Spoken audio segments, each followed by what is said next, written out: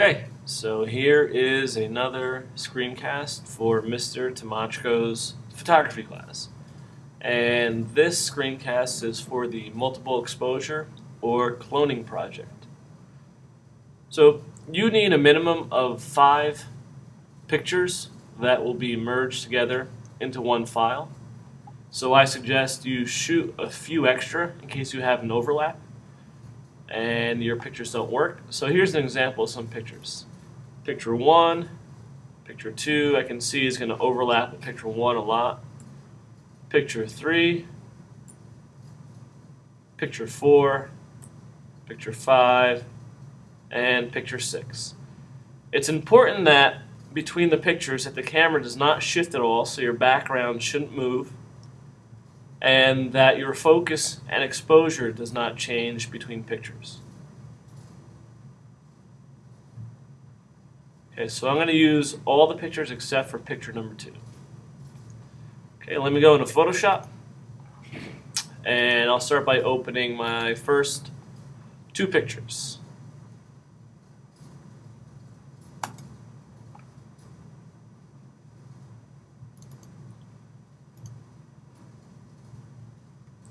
Okay, so we'll start with picture number 1 and picture number 3. Move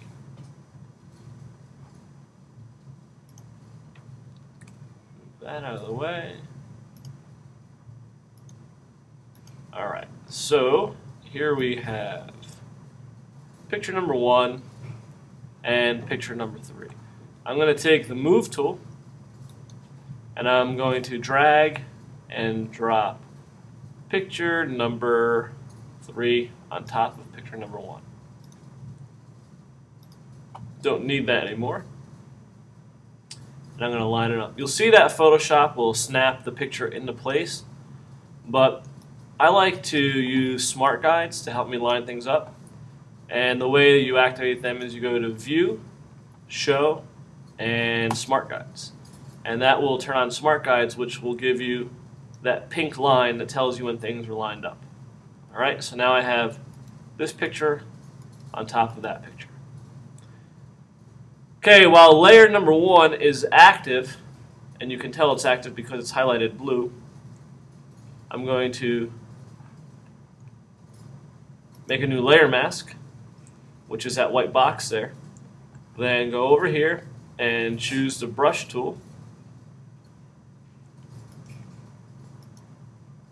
And when I have my brush tool, I have to set the foreground color of the brush tool to black. Right now it's white.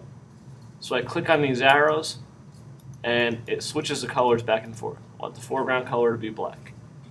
So everywhere I paint black will show the layer below. But my brush is way too small at the moment. So by right-clicking, it allows you to change the size of your brush as well as the hardness. See, this brush is way too soft, kind of fuzzy on the end, so I'm going to raise the hardness up to about 80%. And now when I erase, I want to make sure I catch all the shadows that were cast, but I'm essentially bringing this person back that's on the layer below.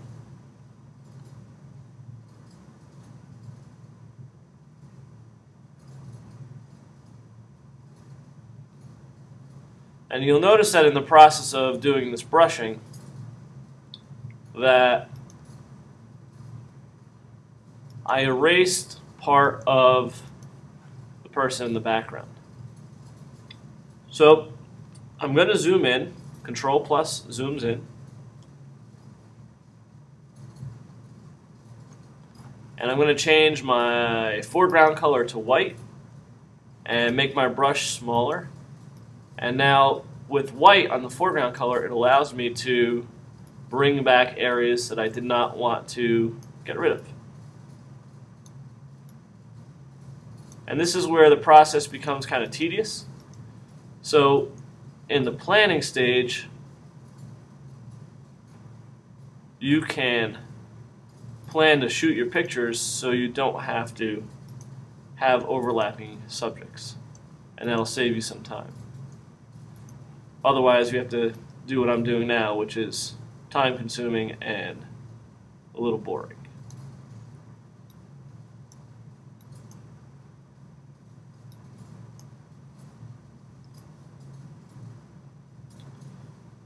I'm doing this all the while being careful to not erase parts of my face I want to keep.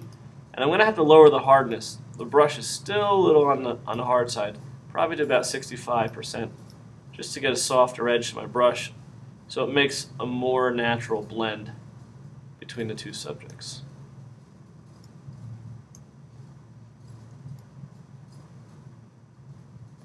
And I see there's a shadow there that I got to pick up, so I'll make sure I get that.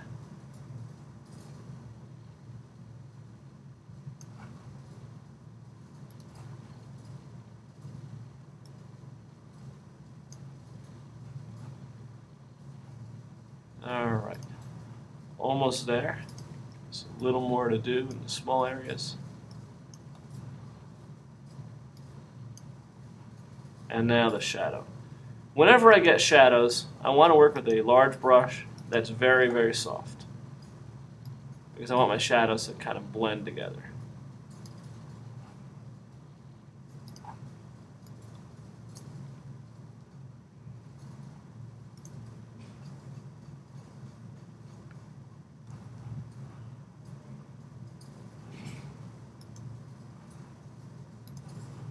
And I'm just changing back and forth between different size brushes and different hardnesses, and setting my foreground colors between black and white just to work around my subject. You can work with selections, but I'm not teaching that for this project, so we are going to do this project with the brush tool instead. And one last area over here, just make this smaller. Try to capture that part of the arm. And I think at this point I have the whole subject. Okay. So now that I have two pictures merged together, and you can see if I just erase this layer mask, if I shut it off for a second, you'll see where I did my erasing. I'm going to merge this layer down. So I'm going to right click and merge down. So I only have one picture now. Once you do that, you cannot undo what you did. So make sure all of your erasing and brushing looks perfect. So I can't go back and change things. Now I'm going to open my next picture, which is number 4, and repeat the process. Take the move tool, drag and drop, and it doesn't really matter which picture you put on top of which. I could put that on top of this, or if I wanted to, I could take this picture and put it on top of that one. Either way, it'll work the same. Just do what's easier for your erasing. Same process, layer mask, brush tool, set it to black, and then set your size and hardness so you can start working. Again, make sure you catch all your shadows.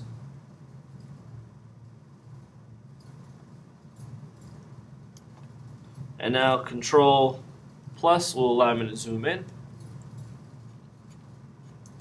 and refine the parts of the picture that need refining.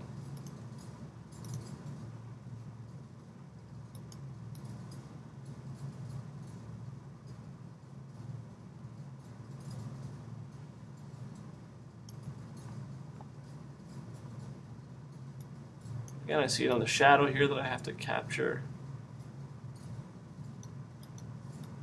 If you miss these shadows, your pictures end up looking kind of weird and distorted. So you got to make sure that you capture all your shadows. And I see a little bit of overlap here, so I got to be careful with my erasing.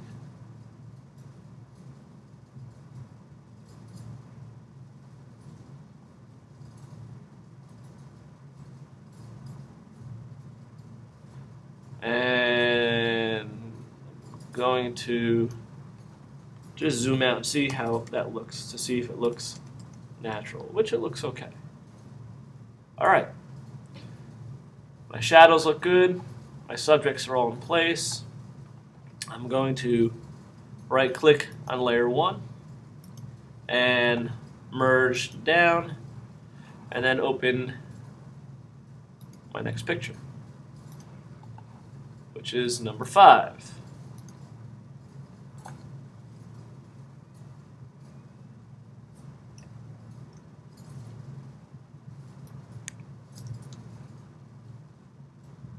Repeat the process over again. Select the move tool, drag and drop.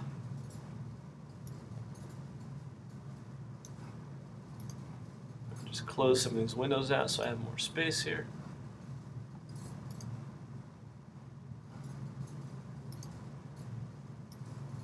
And my smart guides will tell me when it's lined up, which it is. Click on the layer mask. Select the brush tool, set it to black, and start bringing in the student who is texting in class.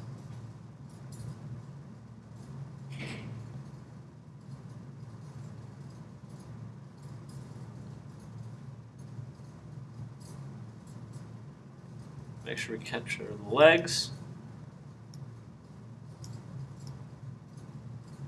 And any shadows that we have. Okay, the last thing I want to do is zoom in and refine my edge.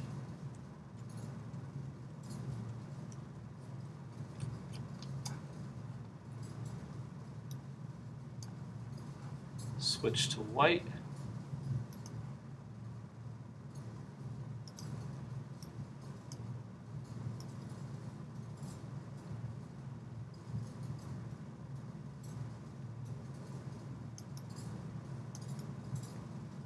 Again, a little bit of overlap is okay, but if you could avoid it, it obviously saves you a lot of time.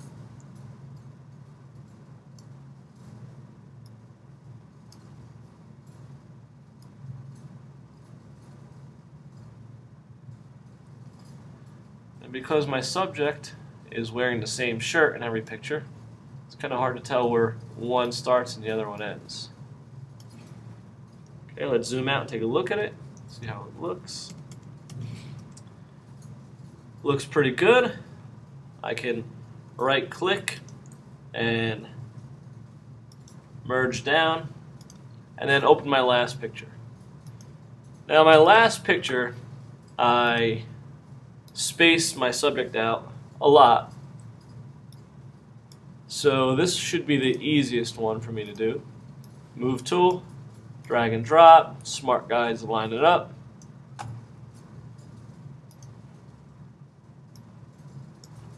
Make a new layer mask, brush tool, and anywhere I paint black will show me my subject.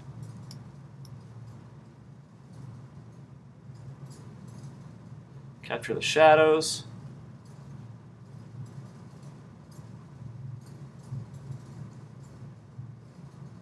And I'm all set at this point. Okay, he's done. So last time, I'm going to merge down. And you'll see my picture's a little on the dark side. So before I hand it in, I want to Control L and edit my levels. And it's definitely dark because I don't have any white.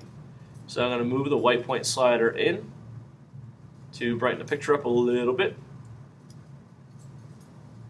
And the gray slider to the left. And the last step is cropping your picture.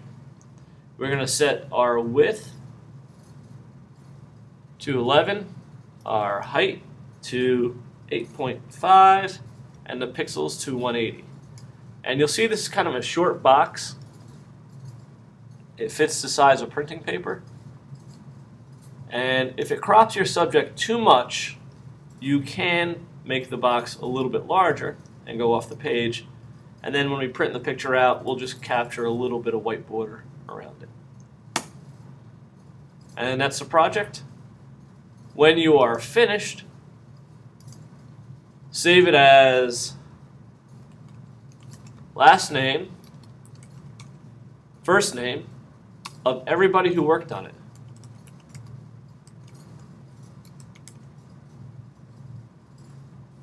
JPEG, and you are finished. If you cannot finish the editing in one period, stop where you are, save it as a .psd file, and you can complete your editing another day. That concludes the instructions for the multiple exposure or clone project. If you have any questions, you know where to find me.